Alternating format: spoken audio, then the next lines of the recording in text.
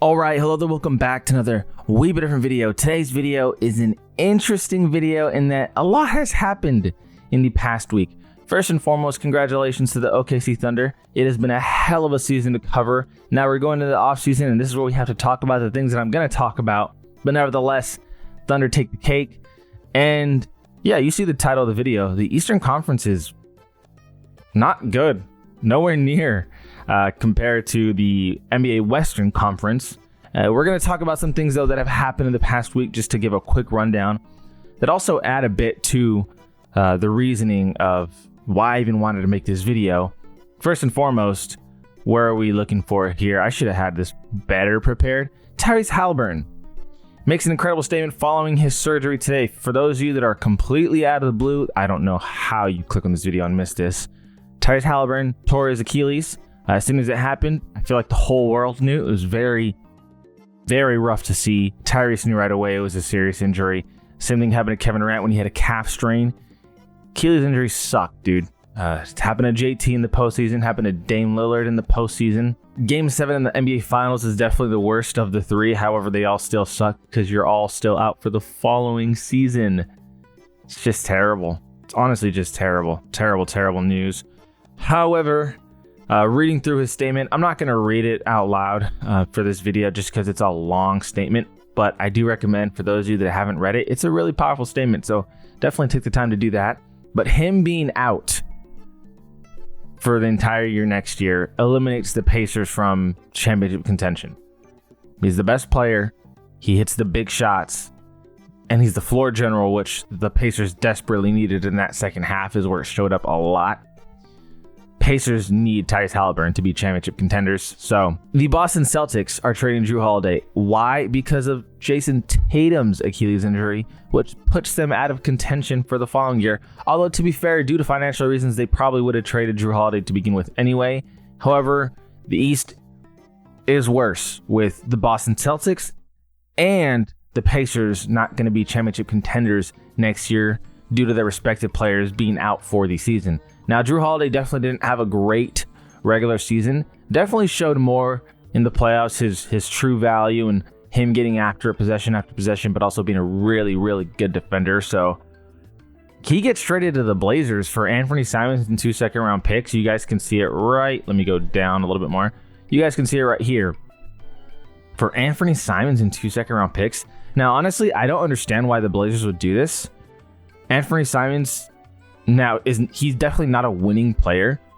Don't get me wrong, he's not. In the regular season, he's going to be the better player. He's going to get you more points. He's going to probably get you more assists. He's definitely a bad defender.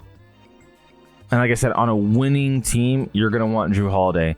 I don't know, it just feels like that's all you got for Anthony Simons. For Boston, I think it's a great trade just because you get someone who, he's a three-point shooter. He's going to be able to just let it fly in Boston, especially. And who knows, maybe you can get him to be a better defender. You can get him to lock in. A change of scenery does help sometimes. I just don't get the Blazers having to give away 2 second-round picks too.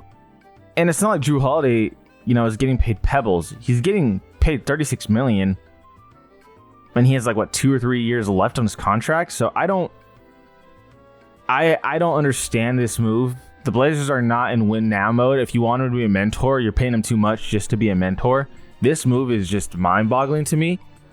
If they move him and trade him somewhere else and gets other stuff back, okay, that makes sense. I just don't understand the return for Anthony Simons. It just doesn't make any sense to me. I think he's going to do pretty good in Boston, so okay. However, again, Boston's not a championship contender, so let's X off Boston and Pacers. Continuing on, Kevin Durant, he was always going to get traded to the Western Conference, it seems, between the Spurs and Rockets. But now that it's official, the West just got better. Suns were not competing anyway. Now you send an elite player to an already competing team. Guess what? The West just got tougher. The Rockets just got better. Okay.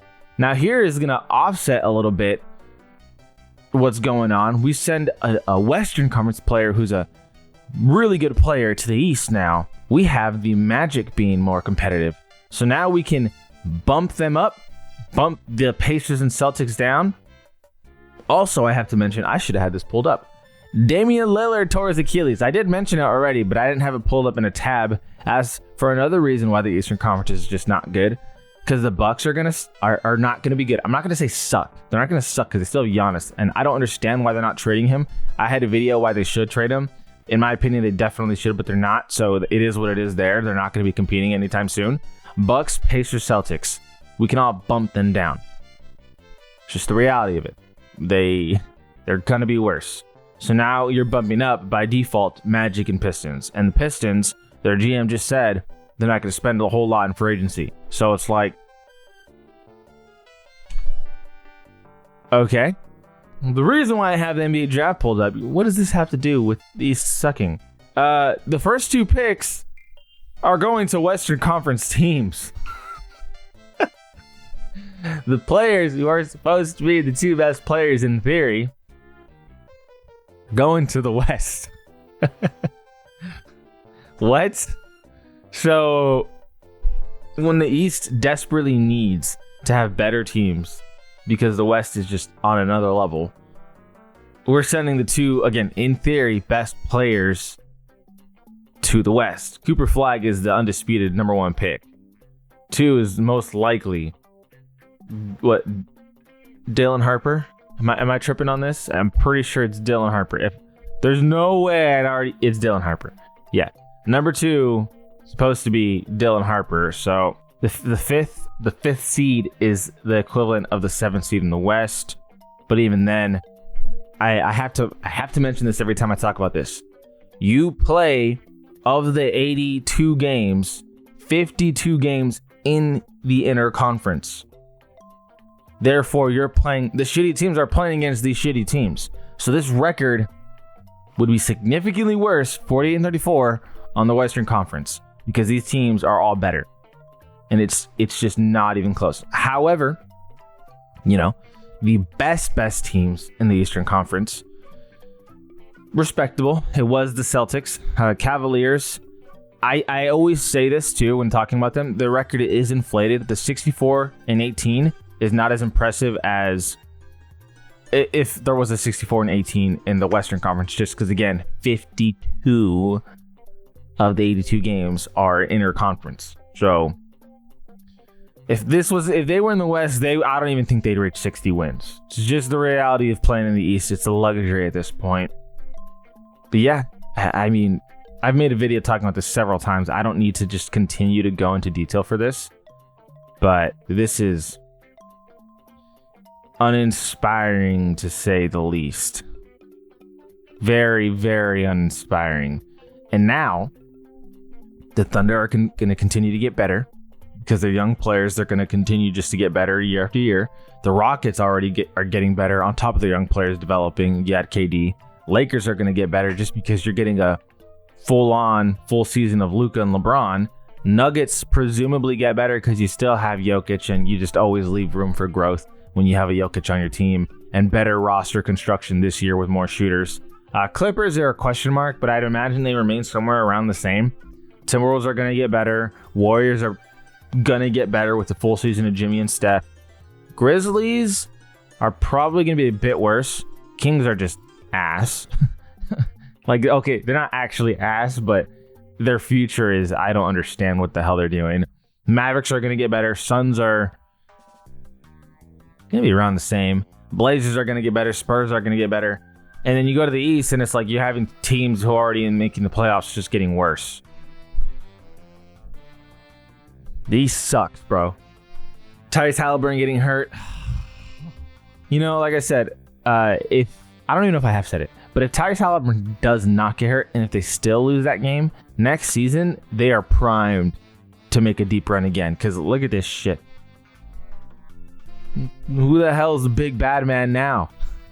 There is no big bad man on this side of things. On the West, you got nothing but scary ass teams now. And what the hell is this? Now, a lot of people, you still might be thinking, oh, the Cavs are the big bad men. Dude, when you play 50 of your fucking 82 games playing against other shit teams, your record's just going to be inflated. It is what it is. And it's not the Cavs' fault. If you're a Cavs fan, there's literally zero reason to be annoyed by that. Like, it's a good thing for you guys. It's not your fault. Take advantage of the situation. Just like the Magic, adding Desmond Bane, you know, when I had my reaction video, I said a lot of that is who's the big bad wolf in the Eastern Conference. And now you also take down the Pacers with it. It's ending up looking pretty good for the Magic just because, again, it's so open. That trade is looking better and better. Now, again, if they come out and they're not better, well, then that's a whole different argument. But just in terms of the optics of it, like, oh, who's got the East? This is why the Magic made the trade, to take advantage of this shit right now. So let me know what you guys think. Really appreciate you guys for watching. I couldn't make today's video extremely long because my camera is dying and I forgot to charge it. Anyway, hell of a season. We're going to look forward to the off season, and I won't be uploading tomorrow. It is my birthday, so I will catch you guys on Thursday. Although, to be honest with you, to be completely frank with you guys, I've been uploading like once every other day anyway. But like I said, feel free to like, subscribe. It goes a long way to helping the channel. See you guys on Thursday. This is I'll Even Different. I'll Even Different. And we out.